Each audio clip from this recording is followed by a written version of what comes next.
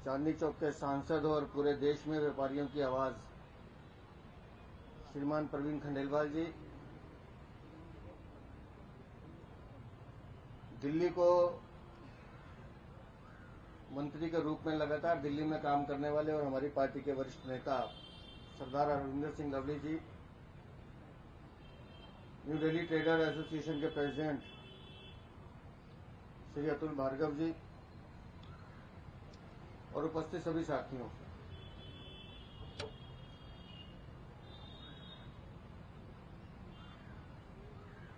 मैं खुद एक व्यापारी हूं, इसलिए मुझे पता है कि दिल्ली में समस्याएं कितनी हैं। और व्यापार या व्यापारी वो वर्ग है,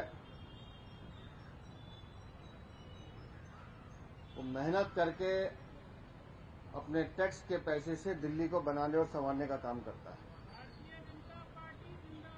धन्यवाद भाई साहब। लेकिन पिछले 10 सालों में दिल्ली में डेवलपमेंट के नाम पर सिर्फ झूठ परोसा गया है, झूठा प्रचार किया गया है। अभी लवली जी जब पोल्यूशन का जिक्र कर रहे थे और WHO की रिपोर्ट बता रहे थे कि दिल्ली में इस पोल्यूशन के कारण हर आदमी की उम्र 12 साल कम हो रही है।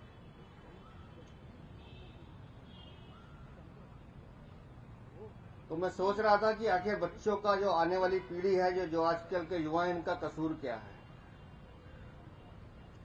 इनका कसूर सिर्फ इतना है कि इन्होंने उस दिल्ली में जन्म लिया जहां दुर्भाग्य से पिछले 10 सालों से एक ऐसी सरकार है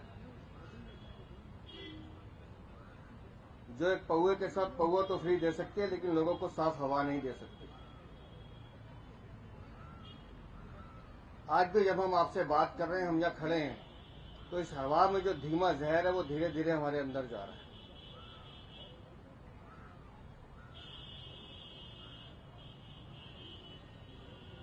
और WHO की रिपोर्ट कोई साधारण रिपोर्ट नहीं है। ये क्या नाम है इनका, ये खड़े हाथ बांध के, क्या नाम है आपका? आप हाँ, ये अनिल नाम है इसका। मैं इसका माथा देख के बता सकता हूँ कि क्योंकि मुझे शौक है ये देखने का। लगभग 85 साल के आसपास की उम्र है इसकी, लेकिन 12 साल अब कम हो जाएंगे इसके। अरविंद केजरीवाल खा गया।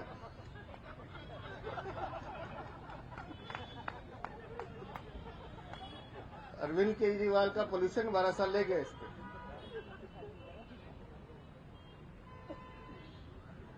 बाकी लोगों को पूछना हो तो बाद में मुझसे पूछना, बताऊंगा मैं। ईज ऑफ डूइंग माननीय प्रधानमंत्री जी का एक वो प्रकल्प है जो उन्होंने गुजरात से शुरू किया। और गुजरात के शासन के बाद जब वो मुख्यमंत्री थे तो उन्होंने हिंदुस्तान को एक शब्द दिया, गुड गवर्नेंस। कि गुड गवर्नेंस क्या होती है, सुशासन क्या होता है। सुशासन का मतलब ये होता है कि जहां शासन आपके द्वार पर चलकर आए और आपकी समस्याओं का समाधान करे, ये है गुड गवर्नेंस। लेकिन दिल्ली में जो गवर्नेंस है वो रास्ता ढूंढती है कि कैसे आपको प्रताड़ित करे और आप दफ्तरों के चक्कर काटें और आपसे पैसा वसूली की जाए। तो मैंने जैसे बताया कि हम भारतीय जनता पार्टी की सरकार थी 93 में, मदन लाल खुराना मुख्यमंत्री थे, साहिब सिंह वर्मा मुख्यमंत्री थे। उस जमाने में जो इंडस्ट्रियल यूनिट लगाए गए या जो इंडस्ट्री बसाई गई, बवाना हो, भोरगढ़ हो, नरेला हो, उसके बाद आज तक कोई नई इंडस्ट्री नहीं बनी है दिल्ली में। और आज भी उन इंडस्ट्री की मेंटेनेंस करने वाले DCI, DC जो दिल्ली सरकार के अफसर हैं, उनको खून चूसने का काम कर रहे हैं। अभी वहां की लड़ाई लड़ी है हमने। पार्किंग के नाम पे 350 करोड़ का घोटाला था जो बंद कराया हमने। और हमने उनसे प्रॉमिस किया है कि हम इंडस्ट्रियल एरिया को फ्री होल्ड करेंगे और हम ये करके दिखाएंगे आपको। और जो अतुल जी ने मुझे 13 पॉइंट एजेंडा दिया है, पढ़ लिया मैंने। इसमें से कुछ चीजें तो ऐसी हैं जो सिर्फ ब्यूरोक्रेसी के कारण अटकी हुई हैं, जो एक टेबल पर बैठ के 5 मिनट में सोल्व की जा सकती है, लेकिन उसके लिए नीयत चाहिए। इस दिल्ली को समझने के लिए दिल से समझना जरूरी है। दिल्ली का दर्द जानना पड़ेगा, दिल्ली को दर्द क्या है। अजीब सी अफरा तफरी है दिल्ली में। मैं उन मध्यम वर्गीय परिवारों को देखता हूं, सारी उम्र नौकरी करते हैं, बच्चे थोड़े बड़े होने लगते हैं तो पैसे जोड़ जाड़ के लोन लेकर 10-12 लाख की जब आदमी गाड़ी लेता है तो इस उम्मीद से कि मैं अपने परिवार को सुरक्षा दूंगा, लेकिन वो 12 लाख की गाड़ी खड़ी करने के लिए पार्किंग नहीं है, वो सड़क पे खड़ी करता है, लावारिस खड़ी करता है। क्यों दिल्ली में पार्किंग की कमी है? दिल्ली को बेहतर दिल्ली बनाने के लिए एक विजन के साथ काम करना पड़ेगा। हमें ये सोचना पड़ेगा कि आज के बाद 50 साल की दिल्ली हमें कैसी चाहिए। सड़कों पे निकल जाइए, 2-2 घंटे का जाम मिलता है। हर आदमी प्लान करके चलता है। और जो प्रवीण जी ने मुझे प्रतिवेदन दिया उसकी एक लाइन मुझे बहुत अच्छी लगी थी। प्रवीण जी जो उन्होंने सब्जेक्ट लिखा है, suggestions for Delhi GST professionals group, इसकी आगे की लाइन पढ़िए, to make Delhi a better and modern city. तो दिल्ली एक मॉडर्न सिटी बने, एक बेटर सिटी बने, एक सुविधा युक्त सिटी बने, एक ऐसी सिटी बने जहां आने वाली पीढ़ी को, आने वाली जनरेशन को अपनी दिल्ली पे गर्व हो। क्या हम उस दिल्ली पे गर्व कर सकते हैं जहां सीवर ओवरफ्लो होने से 60 लोग मर जाते हैं? वो बच्चे जिन्होंने आईपीएस आईएएस बनना था वो इसलिए मर गए कि हम सीवर का ओवरफ्लो बंद नहीं कर पाए।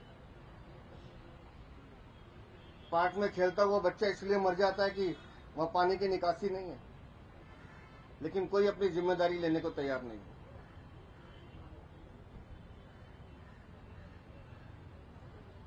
दिल्ली में खुलेआम लूट कैसे होती है मैं आपको एग्जांपल देता हूं। जितने लोग सुन रहे हैं मेरी बात को जाके घर पे चेक कर लीजिएगा।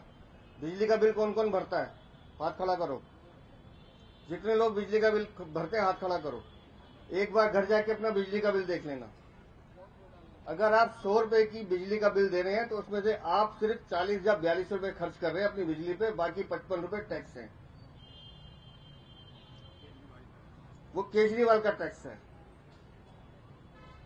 उस पर एक टैक्स है पेंशन चार्जेस 7.5%। किसकी पेंशन? बिजली कंपनी, जो बिजली कंपनियों में काम कर रहे हैं वो जब रिटायर होंगे उनको पेंशन मिलेगी, लेकिन उसकी पेंशन आपकी जेब से ली जा रही है। क्यों? दामाद है वो हमारे। PPAC charges, power purchase adjustment charges. Delhi सरकार का काम है सस्ती बिजली खरीद कर आगे आपको देना, लेकिन 35 से 45% चार्ज आपसे लिया जा रहा है। क्यों? क्योंकि आप ईमानदारी से बिल भरते हैं, आप ईमानदार कंज्यूमर हैं। हमारे बीच हमारे सांसद मनोज तिवारी जी आ गए, एक बार जोरदार तालियों से इनका भी अभिनंदन कीजिए। आइए मनोज भाई।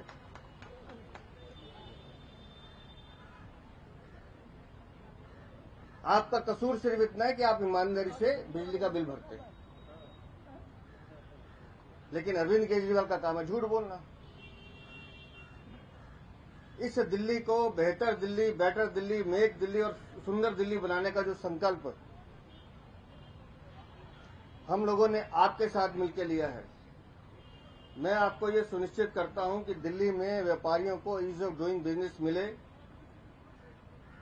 करप्शन फ्री एटमॉस्फेयर मिले, और गुड गवर्नेंस का जो मॉडल हमने गुजरात में देखा है उस मॉडल को हम दिल्ली में लागू करेंगे। इस आश्वासन के साथ मैं भार्गव जी का और यहाँ के सभी व्यापारी साथियों का अभिनंदन करता हूँ, धन्यवाद करता हूँ। साथ ही इस बात को विश्वास दिलाता हूँ कि आपके सहयोग से, अगर भारतीय जनता पार्टी की सरकार जब आपके सहयोग से बनेगी तो व्यापारी को सरकार के पास नहीं आना है, सरकार व्यापारियों के पास आके उनकी समस्याओं को दूर करने का काम करेगी। बहुत बहुत धन्यवाद।